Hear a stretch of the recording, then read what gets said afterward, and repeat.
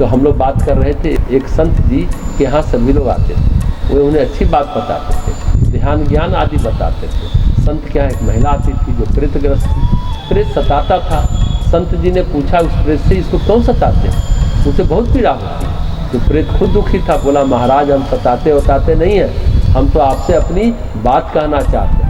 हमको लग रहा था कि ये परिवार आपके घर आता जाता है, आप महात्मा हो और सचमुच के महात्मा हो, आप इनका कल्याण करोगे तो मेरा भी कल्याण हो जाएगा। उसने अपनी कथा बताई।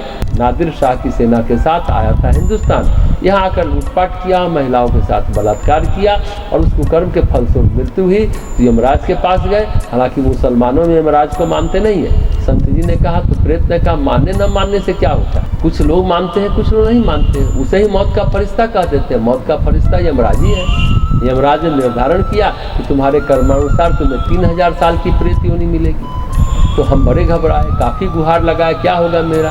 तो यमराज ने कहा कि संत कृपा होगी तो तुम्हारा कल्याण हो जाएगा। तो महाराज हम प्रेत योनि में भटक रहे हैं और संत ढूंढ रहे हैं, लेकिन हमने सोचा था हम वो काम नहीं करेंगे जो सारे प्रेत करते हैं, किसी को परेशान नहीं करें। तो प्रेत ने कहा नहीं भाई, हम परेशान नहीं कर रहे हैं, इनसे पूछो कि हमने इनके घर में कोई नुकसान नहीं किया, हम पास रहते हैं तो इसे सिर्फ इनके सिर पर दबाव रखता है और कुछ परेशानी नहीं।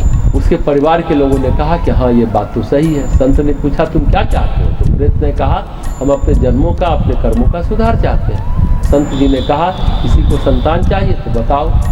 वहाँ पर बैठे एक सज्जन ने कहा हाँ चाहिए। तो संत जी ने उसके दूसरे जन्म की व्यवस्था बना दी। बच्चा पैदा हुआ, वो बड़ा होता गया, रोज गुरु ग्रंथ साहब का पाठ करे, पूजा करे, जब भी करे और कुछ नहीं करता। पढ़ाई लिखाई की बात पर रोने लगता था। फिर संत जी के पास गए, महाराज ये लड़का पढ़ता नहीं है।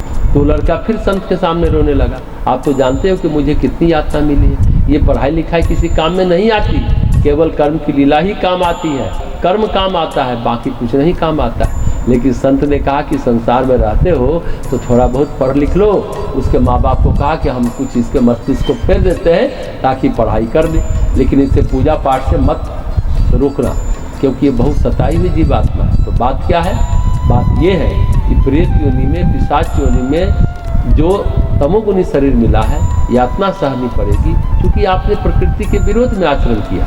विभीषण को लंका में राम नाम कहना आसान नहीं था। सब राक्षस कुछ और कर रहे हैं, विभूषण कुछ और कर रहे हैं, राम नाम कर रहे हैं। लेकिन कोई इतना साहस जुटा लेता है, चाहे वह किसी योनि में हो, वृक्ष योनि में हो, पशु योनि में हो, पक्षी योनि में हो, जीव जंतु की योनि में हो, उस जीव की यात्रा वहीं से प्रारंभ हो जाती है, आत्म यात्रा आरंभ हो जाती है। तो बात यह है कि जो है आपने स्वीकार लिया, उस अनुसार आचरण करने लगे तो आवरण टूटने लगे। अगर आपको अपने आत्मस्वरूप का स्मरण हुआ, टिके रहे, डिगे नहीं, राग और द्वेष पे मनुष्य की सृष्टि आपने नहीं की, तो आप मुक्त हो जाएंगे। चाहे वो ब्रह्मा की सृष्टि हो और एक कर्म की सृष्टि हो, जो आप कर्म करते हैं वो कर्म आपको विभिन्न योनियों से गुजारता है। कर्म का स्वरूप तमोगुनी है, कर्म का स्वरूप रजोगुनी है, कर्म का स्वरूप सतोगुनी है, वो भी आपको विभिन्न योनियों में ले जाएगा।